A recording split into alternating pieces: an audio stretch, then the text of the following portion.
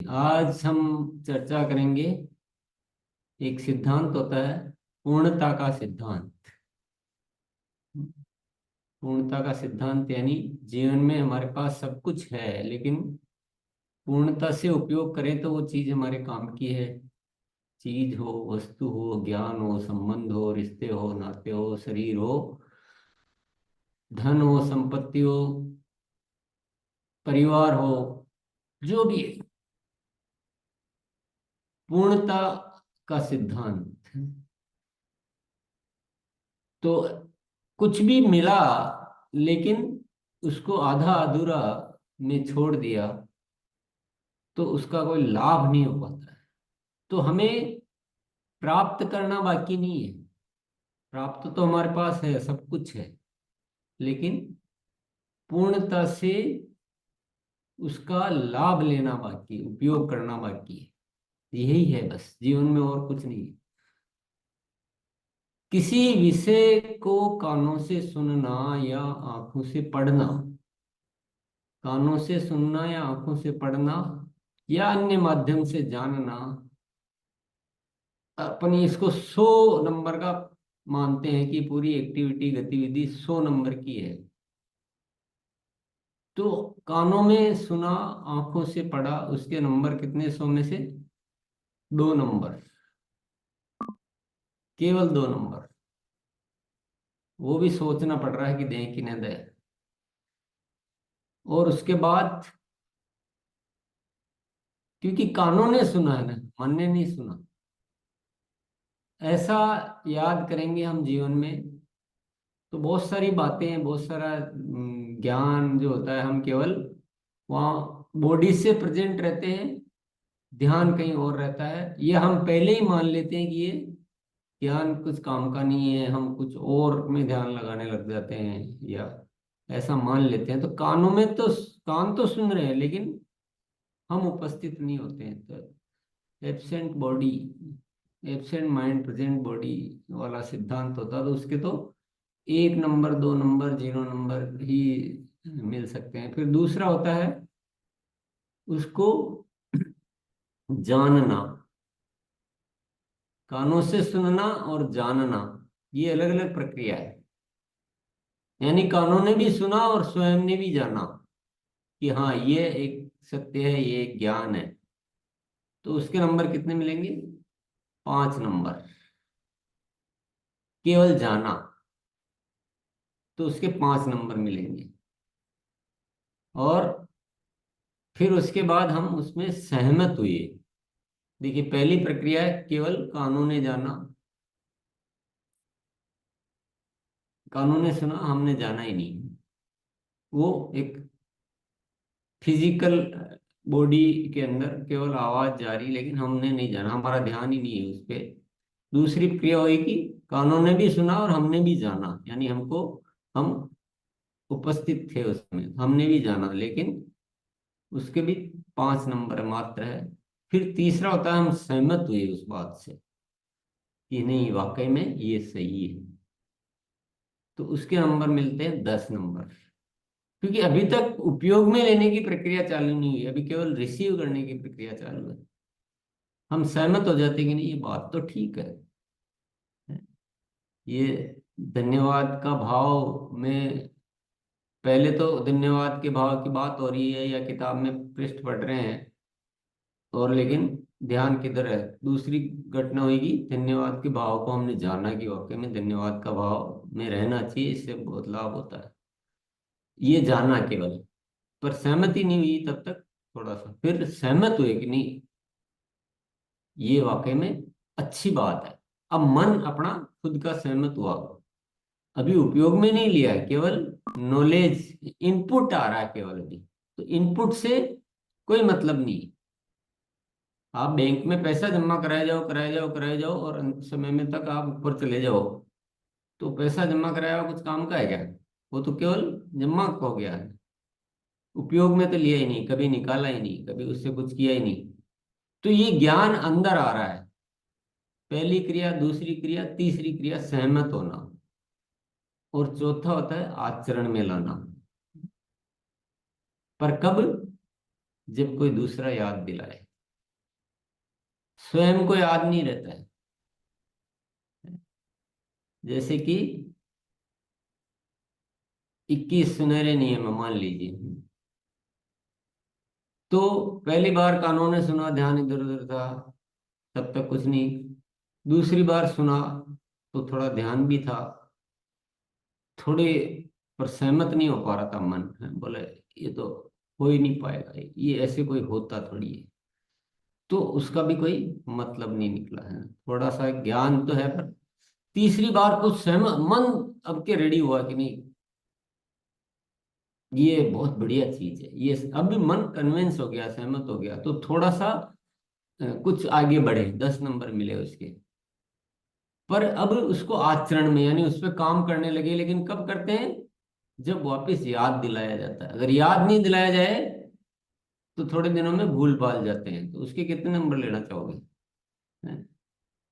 10 number और ले लो उसके। और फिर अगली स्टेज आती है कि सहमत भी हो गए, आचरण में भी आ गया, अब याद किसी को दिलाने की जरूरत नहीं है। अब कोई याद दिलाए या न दिलाए, खुद के आचरण में वो बना रहता है। तो उसके कितने नंबर लोगे? उसके 20 नंबर, स्वयं से। पर अभी पूर्णता अभी भी नहीं आई है, पूर्णता नहीं आई। अभी अभी केवल जितना जाना, उसमें से जितना हो पाया उतना किया। कर तो रहे हैं, याद दिलाने की भी जरूरत नहीं, पर जितना जाना उसमें से जितना हो पाया वो कर लिया। तो ये 20 नंबर हो गए। लेकिन इसकी अगली स्टेज है, उस पे एक खोजी बन जाना, अनुसंधान करता बन जाना। क्योंकि बाहर से तो मिला जो इशारा तक था, अब आपने 21 नियम में से चार, दो चार पे कर लिया है, कुछ पे नहीं किया, कुछ पे आधा अधूरा किया, अपने को ऐसा मान लिया कि मेरे से इससे इतना ही होता है, इससे ज्यादा हो नहीं पाता है, ऐसा कुछ मान्यता बना ली। तो पूर्णता तो नहीं आई ना। पूर्णता कब आएगी? जब उस पे रिसर्चर बनेंगे, अनुसंधानकर्ता बनेंगे, और एक एक नियम का क्यों, ये नियम क्यों है, ये 3 दिन में मुलाकात का नियम क्यों है, ये 3 दिन में समूह की शुरुआत हो जानी चाहिए नए साथी की, ये क्यों है, पहले दिन से उसको साथ में रखना, ये क्यों है। उस क्यों को समझना और उस पर रिसर्च करना, इसके नंबर है सबसे ज्यादा। अभी तक जितने भी नंबर थे उसमें सबसे ज्यादा नंबर 25 नंबर इस बात के हैं। और इसके बाद एक बात और है कि सर्वश्रेष्ठ तरीके से खोज करना और टीम में सिखाने लायक अपने आप को तैयार करना, सबको सिखाने लायक,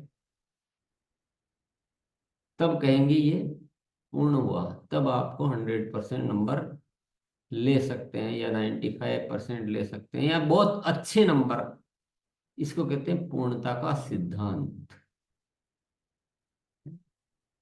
और ये अनुभव मैंने भी किया। जैसे धन्यवाद का भाव है, तो जानते तो पहले ही थे, तो नई तो बात नहीं है ये, कोई किसी के लिए भी नहीं है क्या? कोई नहीं, नहीं कि धन्यवाद का भाव रखना चाहिए, मेरे लिए भी नई नहीं थी, सही बताता हूँ। मैं तो अपने अनुभव के आधार पर ये सारी बातें आपके सामने कर रहा हूँ। मेरे लिए भी नया कुछ नहीं था कि धन्यवाद रखना चाहिए, सबके प्रति ये रखना चाहिए। परंतु ज्ञान था, सहमति थी, आचरण में उतना नहीं था। मतलब एक भ्रम था अंदर कि मैं ऐसा करता हूं, लेकिन भ्रम था। भ्रम का पता कब चला? जब यहाँ एक दिन वो सत्र हुआ और उस पर हमने थोड़ा गहन उसमें डूबने का मौका मिला, उसको अंदर तक ले जाने का मौका मिला। और तो पता चला कि ये तो जादू है, ये तो करिश्मा है, ये तो जीवन के सारे क्लेश ही मिट गए, सारे संताप ही दूर हो गए। तो जब उसमें गहरे में गए तो पता चला, फिर वो आचरण में आना शुरू हुआ। और अभी नंबर पूरे नहीं है, नंबर पूरे नहीं है इस विषय पे, और गहन खोज करना, और पूरे परिवार में इस विषय पे काम करके और उसको ऐसा एक परिवार बनाना जिसमें सब साथी उस धन्यवाद के भाव से भरे रहते हैं, और सब के प्रति, एक दूसरे के प्रति, और कोई जीवन में कोई क्लेश नहीं, कोई शिकायत नहीं, कोई, और एक ऐसा आरसीएम का खूबसूरत परिवार बने, तब 100 नंबर मिलेंगे। तो अभी 100 नंबर में काफी काम बाकी है, पर पूरा होगा तो ही पूर्णता का सिद्धांत कहलाएगा। ऐसा कोई भी विषय ले लीजिए, कोई भी विषय, चाहे वो 21 सक्रियता के सुनहरे नियम हो, चाहे अभियान प्रचार हो, चाहे कोई भी विषय, कोई भी विषय, चाहे किशोर का विषय हो, चाहे 100 डेज सेल्फ लव चैलेंज है, तो 100 डेज सेल्फ लव चैलेंज केवल जानना कि ऐसा हो रहा है, या सुनना शुरू किया, सहमत होना शुरू किया, आचरण में आया, बिना याद कराया आया, और फिर उसमें रहस्य में जाना, उसमें अनुसंधान करना, और उस एक एक विषय, जो ये 100 डेज में जो बात हो रही है, एक एक विषय इतना पावरफुल है कि जिंदगी को एकदम बदल सकता है। तो उतना गहन रिसर्च करके वो लाना, और फिर उसमें और गहन रिसर्च करते हुए दुनिया को भी सिखाने लायक बनना, तो होता है पूर्णता का सिद्धांत। और तो न तो किसी सिद्धांत में दम है, न किसी बात में दम है, दम दम है पूर्णता के सिद्धांत।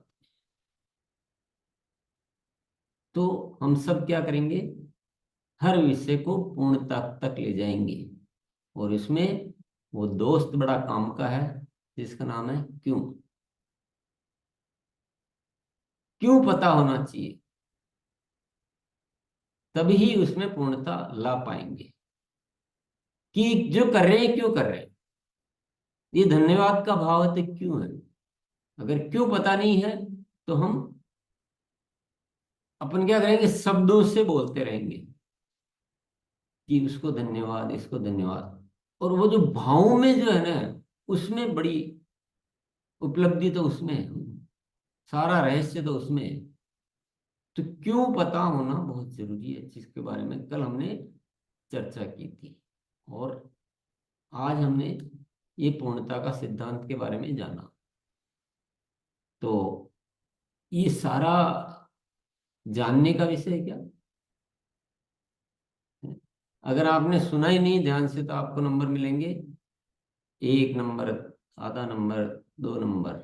आपने सुना तो आपको मिलेंगे 5 नंबर, आप सहमत हुए तो आपको मिलेंगे 10 नंबर, आपके आचरण में आएगा तो मिलेंगे 20 नंबर। तो आप अब अपना मूल्यांकन करना बहुत जरूरी है। तो मेन बात क्या है कि जीवन में कुछ बाकी नहीं है, सब कुछ है हमारे पास, केवल ये कुछ जो बेसिक सिद्धांत है, क्यों दोस्त को नहीं भूलना है, और पूर्णता के सिद्धांत पे कार्य करना, सब कुछ हो सकता है, सब कुछ।